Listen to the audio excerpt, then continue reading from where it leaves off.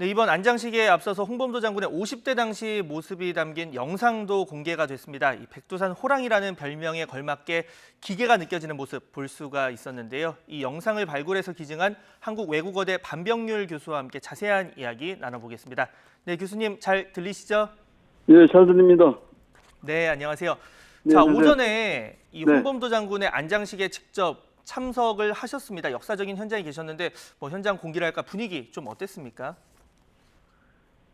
예, 그럼 조촐하지만 차분하게 그 홍범도 장군의 안장식을 잘 치렀습니다. 이제 기대하는 바로는 이제 남북이 전민족적인 어떤 영웅이기도 하신데 우리 홍범도 장군이 전민족적인 어떤 환영 속에서 우리 한반도로 기원하셨으면 더 좋았을 텐데 여러 가지 코로나 상황이기도 하고 또 우리가 못난 후손들이 지금 분단된 상태에서 아쉽지만 그쪽 이곳에 모시게 돼서 그나마 그래도 다행이라고 생각합니다.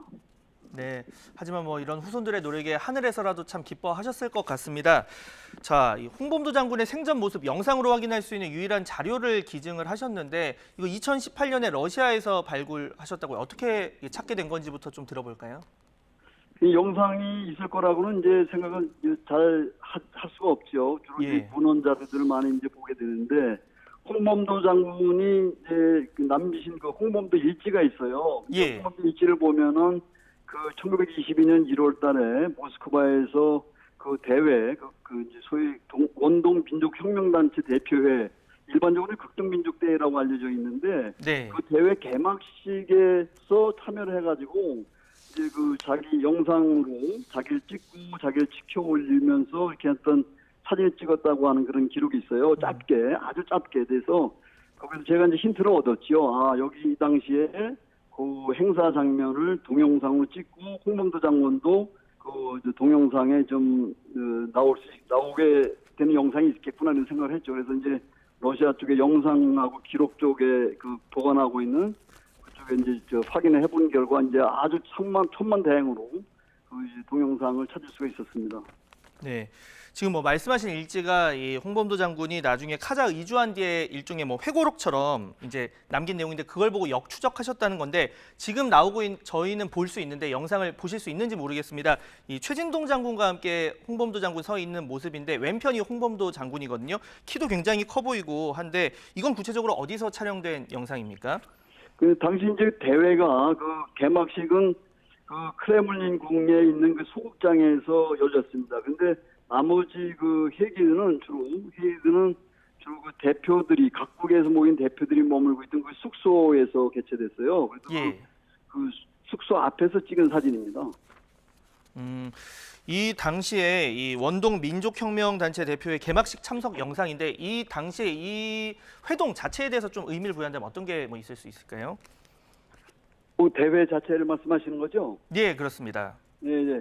그 대회는 이제 그 당시 민족 해방운동을 하고 있던 식민지 반식민지의 그 여러 단체 대표들이 모인 그 회의거든요. 근데 일본 당시 이제 국제공산당에서 코민테른에서 이제 당시 워싱턴에서 개최되고 있는 소위 제국주의 국가들, 그 식민지를 갖고 있는 미국이나 영국이나 프랑스, 특히 일본, 요 4대 강국을 비롯해서 이제 회의를 하고 있었어요. 네. 주로 이제 동아시아 문제, 중국 문제나 시베리아 그 출병 문제, 그다음에 일본의 어떤 대외 팽창 문제 이런 문제를 논의를 했는데 거기에 대한 일종의 이제 카운터 컨퍼런스로서 거기에 대응하기 위한 그런 회의로서 이제 그 국제공산당에서 이제 소집을 한 그 모임이죠.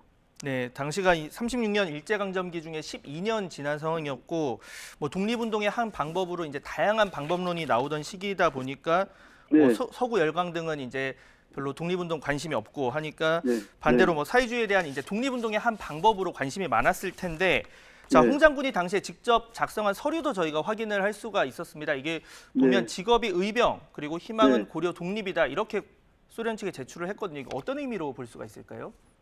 이제 원래는 이제 대회가 이르쿠츠크 시베리아에 있는 이르쿠츠크에서 개최되기로 했어요. 그래서 거기에 이제 대표들이 모였는데 네. 그 서류는 이제 그 대회 참가하는 모든 대표들이 자기 신상에 관한 그 사항을 이제 그 앙케이트로 해서 이제 적은 그 문서입니다. 근데 이제 이르쿠츠크에서 이제 12월 경에 작성하신 걸로 돼 있고, 그다음에 이제 대회는 이제 모스크바로 옮겨서 거기서 이제 그 대회에 참석을 하신 거죠. 네. 자, 영상에 대해서 좀 더 설명을 해보면 다른 독립운동가분들의 모습도 이제 많이 영상 속에 보입니다. 이 부분도 좀 설명해 주신다면요. 거기에 이제 참 우리 대표가 이제 공식적으로 52명, 전반적으로 전체적으로 보면 56명이 참석을 하셨는데, 네.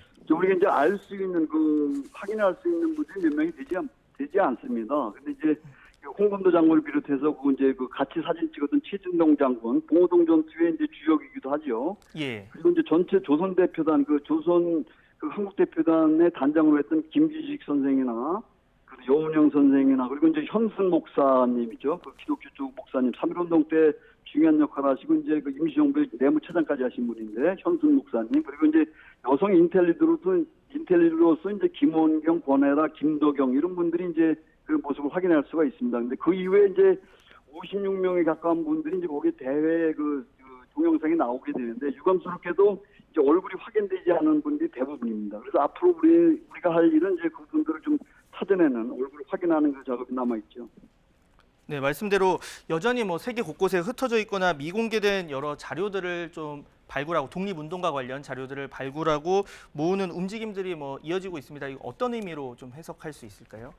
사실 우리 이제 일제 시대이기 때문에 이제 멀지 않은 시기긴 한데 많은 자료들이 아직도 발굴되기를 기다리고 있습니다. 그래서 특히 독립운동 관련해서는 더 많은 자료들이 많이 발굴되고 소개되고 또 연구자들의 역사학자들에 의해서 연구가 돼가지고 우리가 이제 참 어려운 상황에 전개되던 독립운동에 대한 역사가 좀 더 많이 진전이 되고 일반 국민들에게도 많이 알려졌으면 하는 바람입니다.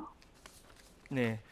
자, 뭐 독립운동하다가 해외에서 생마감한 분들, 뭐 이분들에 대해서 계속 관심을 가져야 뭐 그러면 안 되겠지만 향후에 국난이 뭐 반복이 됐을 때 희생을 기대할 수 있지 않을까 또 생각을 해봅니다. 자, 지금까지 반병률 한국외국어대 교수와 함께 이번 기증이 갖는 의미 함께 나눠봤습니다. 네, 오늘 연결 감사합니다.